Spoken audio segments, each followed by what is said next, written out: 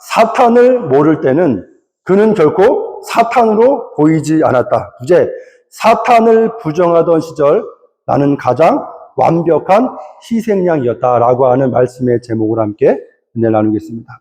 우리는 지금 계속해서 주기도문을 함께 살펴보고 있습니다. 지난 설교들을 잠시 정리해보면 예수님께서 우리에게 가장 먼저 가르치신 기도는 바로 내 뜻이 아닌 하나님의 뜻을 구하는 기도였습니다.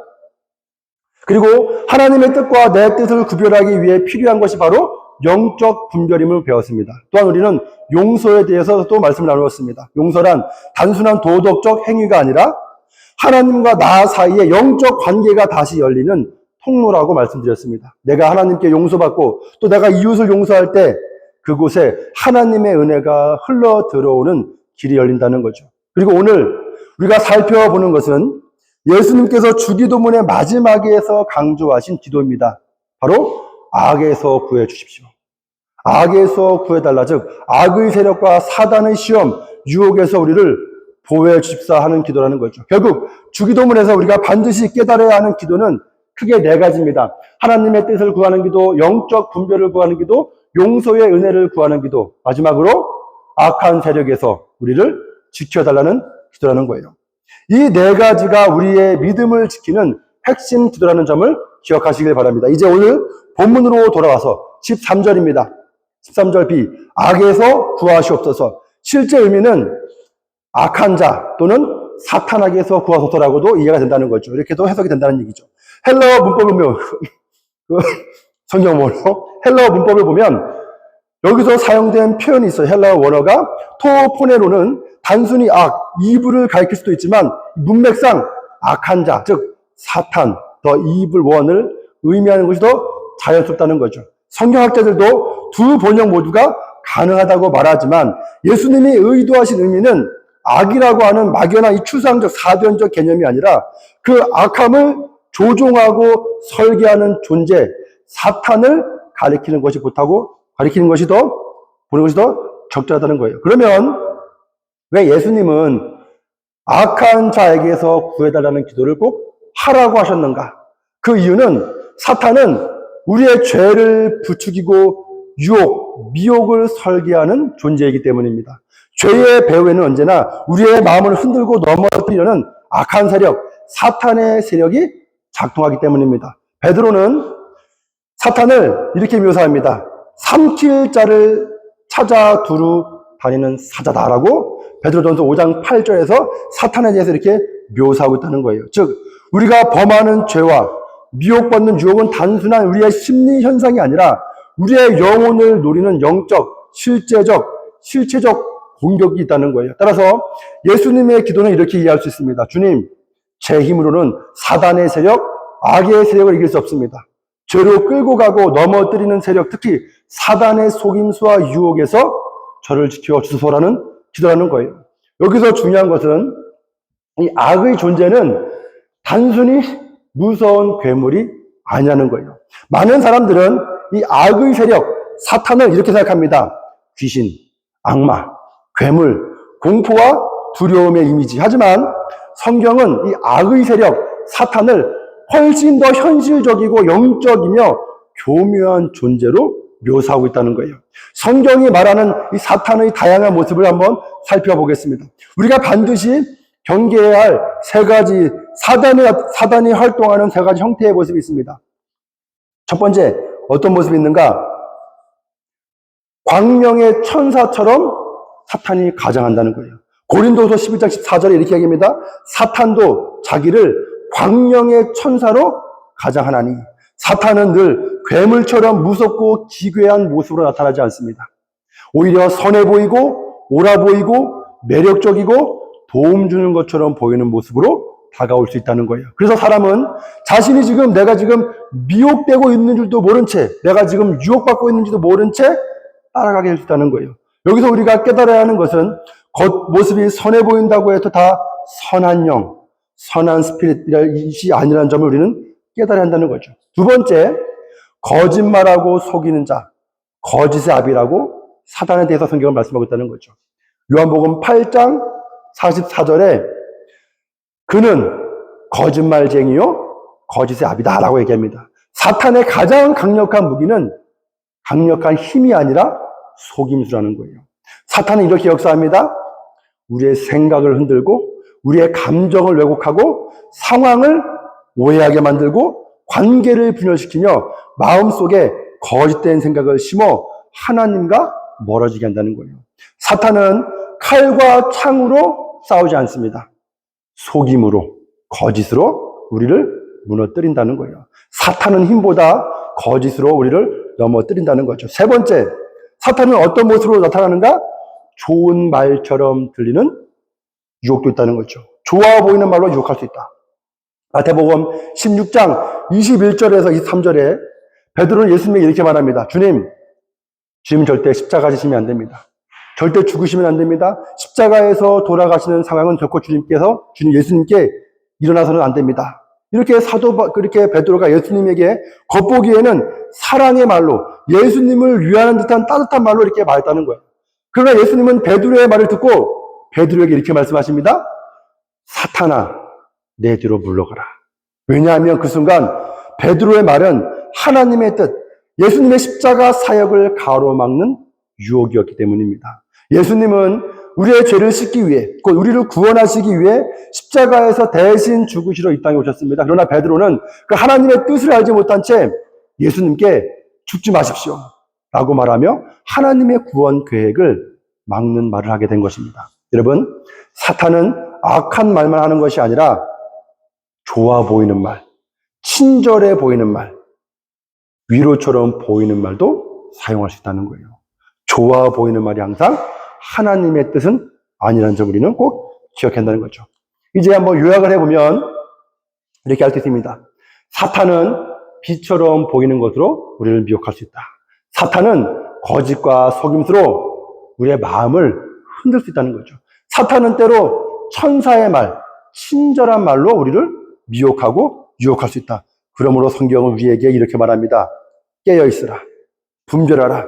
사람이 얘기하든 내 생각에서 떠오르든 과연 이 말이, 이 생각이 하나님이 주시는 마음인가? 아니면 사탄이 지금 내 마음속에 주는 마음인지 우리가 깨어있어야 한다는 거죠. 이제 또 다른 한 가지, 성경이 보여주는 사탄과 이 악의 세력의 역사가 있습니다.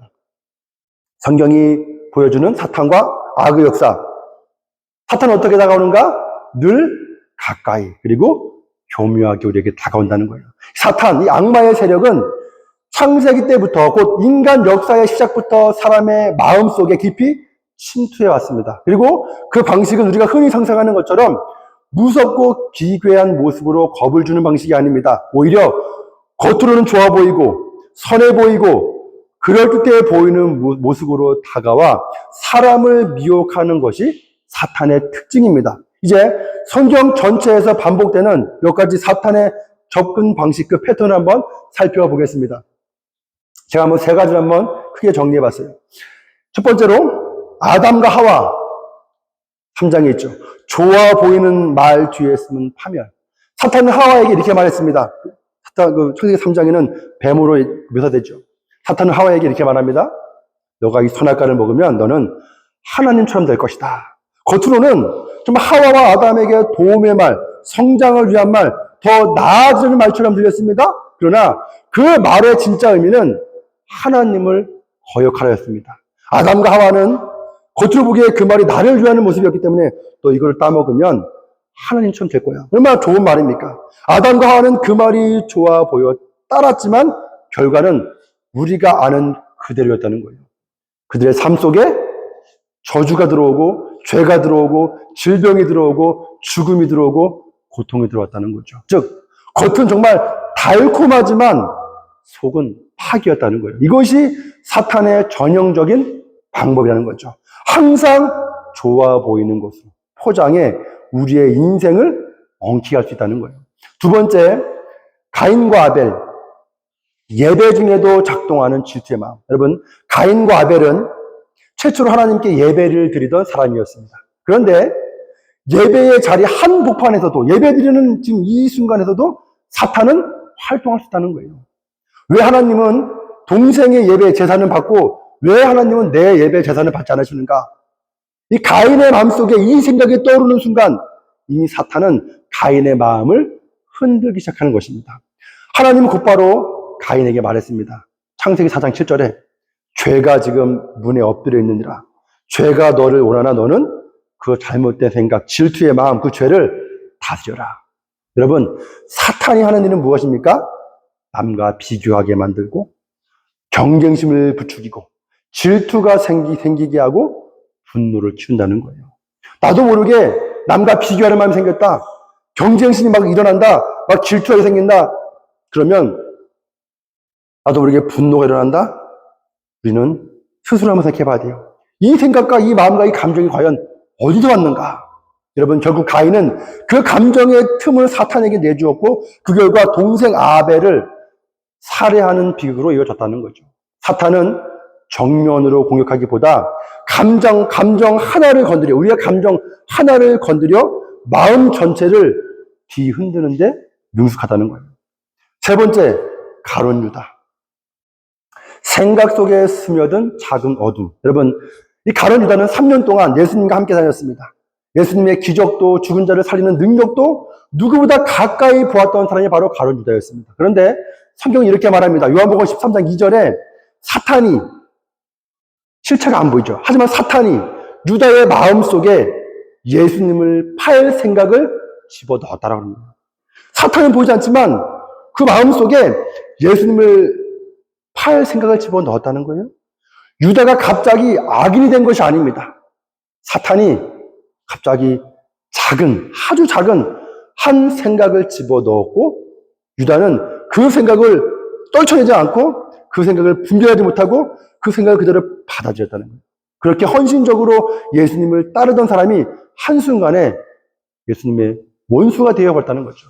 결론적으로 사탄은 여러분 무섭기보다 교묘하고 슬기롭다는 거죠. 성경은 사탄이 이렇게 묘사합니다. 창세기 3장 1절에 이렇게 얘기해요. 사탄은 가장 간교하다. 여기서 이 간교하다라고 번역한 히브리어는 간교하다. 이 히브리 원어가 아름인데, 이 간교하다고 하는 아름인데, 이 의미가 무엇이냐면, 히브리 원어로 교활하다, 신중하다, 영리하다, 슬기롭다 이런 뜻이에요. 사탄이, 즉 성경에 말하는 사탄은 무서운 괴물이 아니라 지능적이며 계산적이며 사람의 생각과 감정을 조종하는 데 매우 능숙한 존재라는 거예요. 그래서 우리는 자주 이런 질문조차 하지 못한 채 사탄에게 미혹될 수 있습니다. 이게 정말 내 생각인가? 지금 갑자기 이 감정은 어디서 온 것인가? 이 말은 좋아 보이는데 저 사람이 지금 나에게 하는 이 말은 참 듣기 좋아 보이는데 정말 하나님이 기뻐하신 하나님의 뜻인가? 사탄의 영향력은 우리가 느끼는 것보다 훨씬 교묘하다고 성경 전체는 이 사실을 반복해서 보여준다는 거죠. 여러분, 여기서 이제 우리가 중요하게 알아야 할 부분이 하나 더 있습니다. 뭐냐? 성경이 말하는 사탄, 이 악의 세력의 본질이 무엇이냐? 사탄은 성경에서 영적 존재라 그래요. 즉 사탄은 스피릿이죠, 스피릿. 스피릿은 보이지가 않잖아요. 사탄이 바로 그런 존재라는 거예요. 영적 존재다. 복음서에서 사탄, 귀신을 가리키는 헬라어 표현은 이렇게 얘기합니다. 부정한 영이다. 사탄, 귀신, 무당들이 믿는 그 귀신도 다 이렇게 얘기해요. 스피릿은 스피릿인데 어떤 스피릿이냐? unclean 스피릿이다. 부정한 영이다. 또는 악한 영이다. evil 스피릿이다. 이렇게 묘사한다는 거예요. 반대로 하나님은, 우리가 믿는 하나님은, 성령이죠. 영어를 어떻게 번역하는가? 홀리 스피릿이다. 홀리 스피릿. 거룩한 영이다. 이렇게 얘기해요. 우리가 믿는 하나님은 거룩한 영이다. 사탄은 unclean 스피릿이다. 또는 evil 스피릿이다. 여러분, 이 단어 자체가 중요한 사실을 우리에게 보여줍니다. 즉, 사탄은 때로는 눈에 보이는 형태로 나타날 수도 있지만 대부분은 사탄은 보이지 않는 스피릿, 영적 방식으로 활동한다는 거예요. 그래서 많은 경우 사탄이 지금 내 마음을, 내 감정을, 내 생각을 공격하고 있음에도, 미혹하고 있음에도 우리는 전혀 인식하지 못한 채 그 공격에, 미혹에 넘어갈 수 있다는 거죠.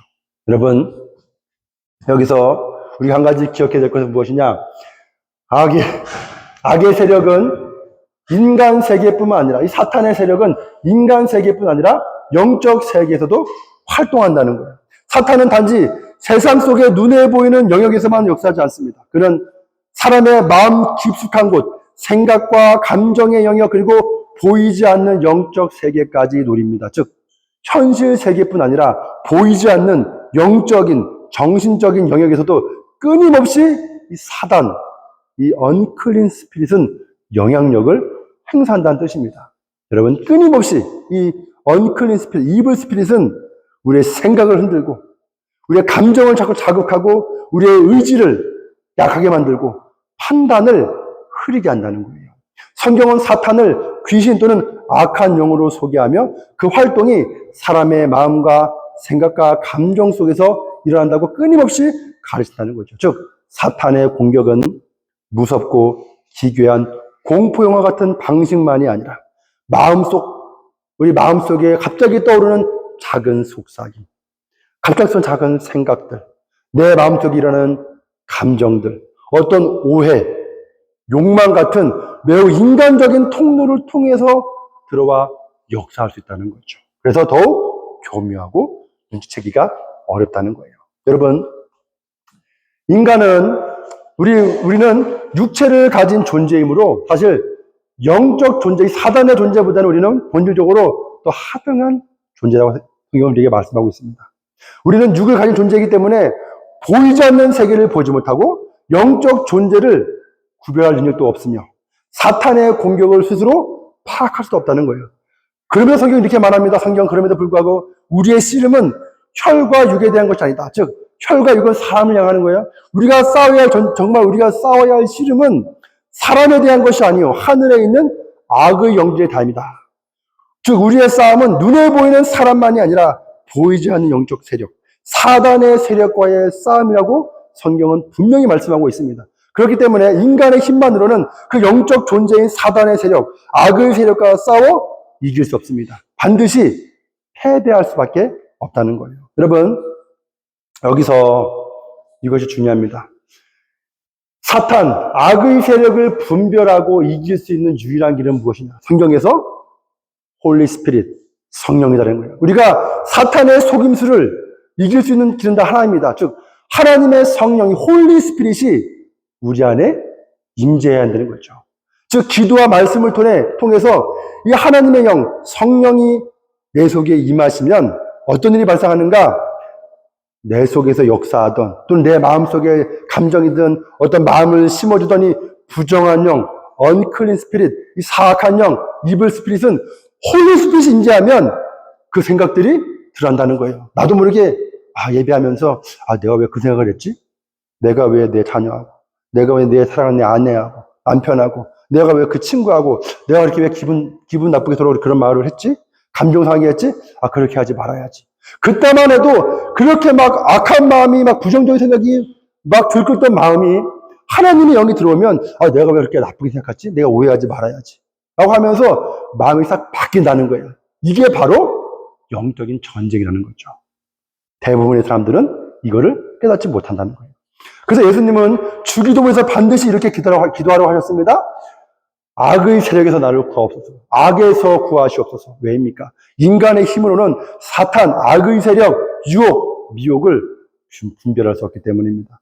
하나님의 영, 성령이 없으면 어떤 생각이 정말 하나님의 뜻인지 내 뜻인지 사단의 유혹인지 분별할 수 없습니다. 따라서 영적 세계에서 영적 분별은 인간의 지능이나 지식 혹은 경험에서 나오는 것이 아니라 오직 하나님의 영, 성령의 조명을 통해서만 가능하다는 사실을 반드시 기억해야 합니다.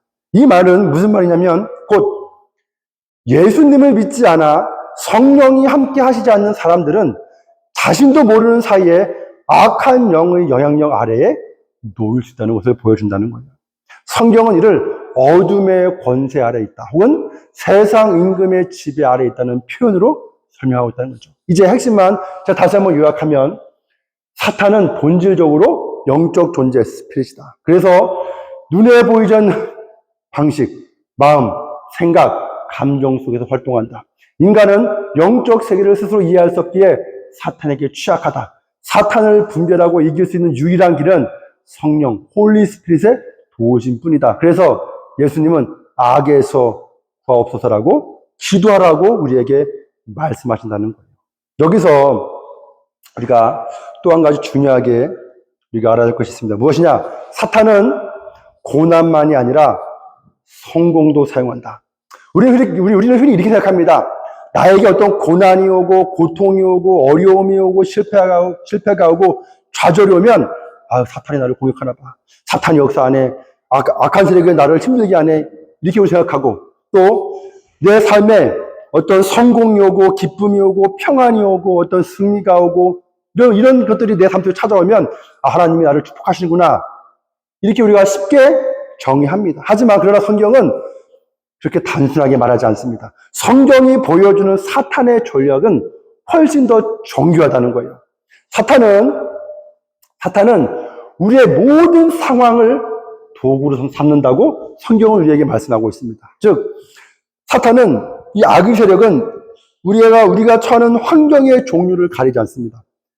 사탄에게 중요한 것은 상황이 아니라 결과라는 거예요. 사탄이 사용할 수 있는 도구는 무엇이냐?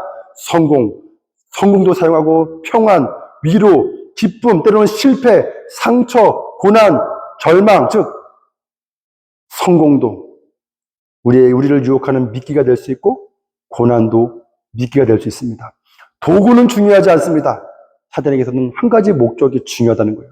사탄의 목적은 단 한 가지라는 거예요. 무엇이냐? 우리를 하나님에게서 멀어지게 하는 게 목적이라는 거예요.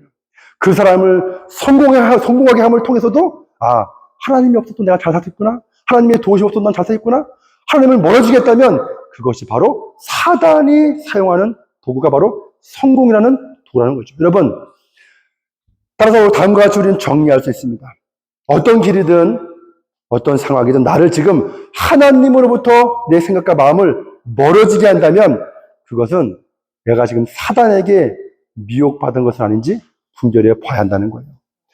성공해도 하나님 앞에 내가 교만해지면 사탄에게 속고 있는 것일 수 있습니다. 내 삶이 지금 평안한데 내가 하나님께 드리는 기도가 전부 다 식어지고 있다면 이거 역시 내 삶이 평안하다고 할지라도 내가 지금 사단에게 속고 있는 것일 수 있습니다. 내가 사람들에게 위로는 받았는데 그 위로가 하나님 없이도 충분하다고 느끼면 이건 역시도 사단에게 지금 위로를 통해서 사단이 사용하는 위로를 통해서 내가 속고 있는 것일 수 있다는 거예요. 반대로 어떤 길이든 나를 하나님께 더 가까이 인도한다면 그것은 하나님의 인도하심이라 우리는 영적으로 분별할 수 있다는 거죠. 내 상황은 고난이지만 내가 기도함으로 하나님께 전보다 더 가까이 나아간다면 내가 추구했던 목표는 내가 당장은 실패했지만 내가 하나님을 의지함이 전보다 더 지금 깊어지고 있다면 내 지금의 현실은 눈물 속에서 절망이지만 그럼에도 불구하고 하나님 앞에 내가 겸손과 회개할 마음이 생긴다면 그것은 사단의 공격이 아니라 사단이 내 삶을 좀 막고 있는 것이 아니라 하나님의 인도하심의 손길, 나를 더욱 성숙시키시는 하나님의 성화의 손길일 수 있다는 거죠. 여러분, 우리는 이거를 영적으로 잘 분별할 수 있어야 한다는 거예요. 여러분, 세상은 우리에게 이렇게 가르치고 우리에게 말합니다. 세상의 가치와 성경적 가치에서 세상은 이렇게 말합니다. 세상 사람들은 너 스스로 서라. 너 자신을 믿어라. 너 자신을 믿어. 남을 믿지 마. 너 자신을 믿어. 너 스스로 홀로 독립해 서봐. 그러나 성경은 정반대의 길을 가르칩니다. 너희는 무조건 하나님께 붙어 있어야 한다. 요한복음 15장 5절에 우리는 하나님을 떠나서는 아무것도 할 수 없다. 성경은 이렇게 정반대의 가치를 우리에게 알려주고 있다는 거예요. 여러분, 세상은 우리 자신의 독립, 자립, 내 자신의 능력, 달성, 목표, 성공을 강조하지만 성경은 그 모든 것도 다 중요하지만 그 모든 것의 밑바탕에는 하나님께 의존된, 하나님을 의존해서 이루어가는 그것을 강조한다는 거예요. 여기서 중요한 영적 진리가 드러납니다. 하나님께 의존하지 않는 순간, 하나님의 영, 하나님께 의존하지 않는 순간 인간은 반드시 다른 영에 의존하게 된다는 거예요. 성경이 이렇게 말합니다. 하나님의 영에 붙들리지 않으면 이미 그 사람은 다른 영에 붙들린 것이다. 중간지대는 없다는 거예요. 하나님께 속했거나 아니면 사단의 영향 아래 있거나 이 둘 중 하나일 뿐이라는 거죠. 여러분, 핵심만 정리하면 사탄은 고난뿐 아니라 성공, 기쁨, 위로도 사용할 수 있다. 사단의 목적은 단 하나, 우리를 하나님에게서 멀어지게 하는 것이라는 거예요. 하나님께 더 가까워지는 길은 하나님께서 여시는 길이고, 하나님께 의존하지 않는 순간 우리는 반드시 다른 영의 지배를 받게 된다는 거죠. 우리는 중립은 없다는 거예요. 중간지대는 없다는 거예요. 영적 세계에서 나는 하나님에게도 속하지 않고 사단에게도 속하지 않았다라고 하는 중간지대는, 회색지대는 없다는 거예요. 성경에서는 하나님이든 하나님이 아니면 다른 영에 붙잡혀 있다는 거죠. 예수님께서 악에게 구하옵소서라고 기도하라 하신 이유를 다시 설명하면, 예수님은 우리가 매일 반복해서 이 기도를 드리라고 우리에게 주기도문 속에서 가르치셨습니다. 그런데 이 기도는 단순히 주님, 무서운 일 생기지 않게 해주세요, 나쁜 귀신이 나를 해치지 않게 해주세요 라는 수준의 기도가 아닙니다. 예수님이 가르쳐 주신 이 악에서 구하옵소서, 이 기도의 중심에는 어떤 내용을 품고 있는가? 영적인 분별력을 달라고 하는 기도가 이 안에 있다는 거예요. 여러분, 악에서 구하옵소서, 즉 영적 분별을 구하는 기도가 있다는 거죠. 이 기도 속에는 다음과 같은 간구가 담겨 있습니다. 선해 보이지만 실제로는 악한 것을 분별할 수 있는 지혜를 주옵소서. 내 눈에 보기에 참 좋아 보이고 선해 보이고 참 훌륭한 선택 같아 보이지만 그 내면 속에, 보이는 현상 그 내면 속에 실제 숨겨져 있는 그것이 무엇인지를 분별할 수 있는 지혜를 달라고. 또한 옳아 보이지만 하나님의 뜻이 아닌 길을 식별할 수 있는 영적인 눈을 주옵소서. 또한 위로처럼 들리지만 성령의 이끄심을 가로막는 그 어떤 사람의 말이든 내 생각 속의 어떤 이끄심이든 그 본질을 알아볼 수 있는 능력을 주옵소서. 또한 성공처럼 보이지만 하나님에게서 멀어지게 만드는 유혹을 끊을 수 있는 힘도 주옵소서. 그래서 악에서 구하옵소서라는 이 기도는 이렇게 해석할 수 있습니다. 주님, 제가 모르는 사이에 악에게 미혹받아 악의 세계에 빠지지 않게 도와주옵소서. 사탄의 미혹을 성령의 빛으로 분별하게 하여 주옵소서. 하나님의 뜻에서 벗어나지 않도록 저를 붙드소서. 이것이 바로 마태복음 6장 13절 악에서 구하옵소서가 담고 있는 깊은 영적 의미라는 거죠. 이제 전체적으로 계속 반복적인 의미도 있겠지만 다시 한번 되게 중요하기 때문에 제가 다시 한번 전체를 다 한번 정리합니다. 지금까지의 설교 내용을 다시 한번 정리하면, 사탄은 무섭고 기괴한 모습으로만 다가오지 않는다. 때로는 빛처럼, 선한 것처럼, 좋은 말처럼 가장한다. 사탄의 목적은 언제나 동일하다. 하나님에게서 멀어지게 하는 것. 인간은 스스로 악을 분별할 능력이 없다.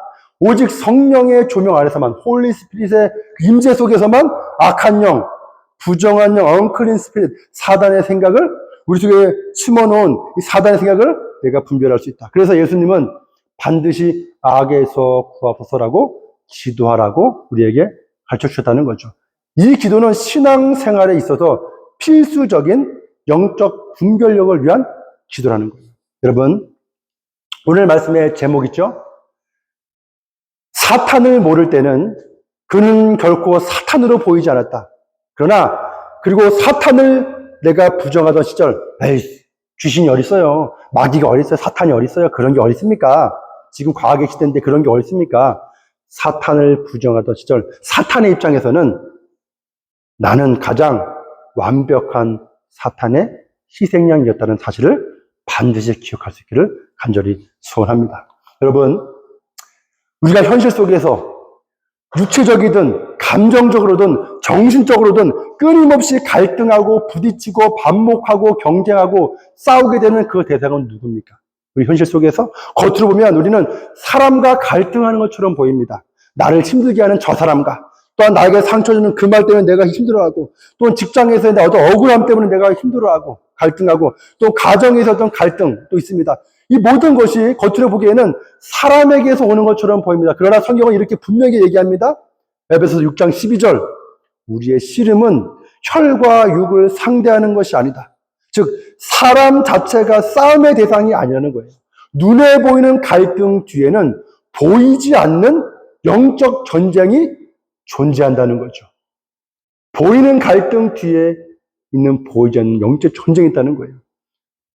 분열과 오해 뒤에는 악한 영의 영향력이 반드시 있습니다. 인간의 죄성, 교만, 이기심, 욕망은 사탄의 미혹과 쉽게 결합이 됩니다. 내 속에 있는 교만함, 어떤 이기심, 인간적인 욕망을 사탄이 미혹하기 가장 좋아하는 재료라는 거예요. 때로는 내 죄성만으로도 내가 죄를 질 수도 있고, 때로는 사탄의 유혹이 작동해서 내가 죄를 질 수도 있고, 또는 둘이 함께 작동해서 내가 하나님 보시기에 옳지 않은 행동을, 옳지 않은 길로 내가 갈 수 있다는 거예요. 그래서 우리는 이렇게 영적으로 분별해야 합니다. 우리가 싸움의 대상을 볼 때 그 사람을 보되 또한 그 사람 뒤에 동시에 작동하는 영적 실체도 분별해 보아야 한다는 거예요. 여러분, 사탄을 바로 알아야 그 희생양이 되지 않습니다. 사탄을 모르고 살던 때에는 사탄, 악의 세력의 영향을 받아도 사탄이 지금 주는 생각인데, 우리 가정 가운데, 친구 가운데, 직장 가운데 악의 세력이, 악의 영향 때문에 지금 주는 생각인데, 그것이 내 생각인 줄, 내 감정인 줄, 내 선택인 줄 착각할 수 있다는 거예요. 그때 우리는 사탄에게 가장 쉬운 희생양이 되고 맙니다. 그러면 우리는 반드시 사탄의 방식이 무엇인지 알고, 악의 세력이 어떻게 접근하는지 이해하고 성령의 조명으로 분별해야만 미혹되지 않습니다. 우리는 늘 이렇게 기도해야 합니다. 늘 하나님의 성령께서 우리의 생각과 감정과 주님 제 의지와 모든 계획 속에 하나님의 성령께서 늘 함께해 주옵소서. 이 기도를 항상 해야 한다는 거예요. 그래서 우리가 순간적인 기쁨이나 어떤 찰나의 성공이 아니라 주님이 기뻐하시는 길을 분별하며 선택하게 되기를 간절히 소원합니다. 그럴 때 우리는 사탄이 주는 달콤한 유혹이 아니라 하나님께서 부어주시는 참된 기쁨, 참된 소망, 참된 축복을 누리게 될 것입니다. 우리 모두가 성령의 인도하심 속에서 영적인 분별력을 가지고 흔들림 없이 걸어가는 주님의 자녀가 되시기를 간절히 소망합니다.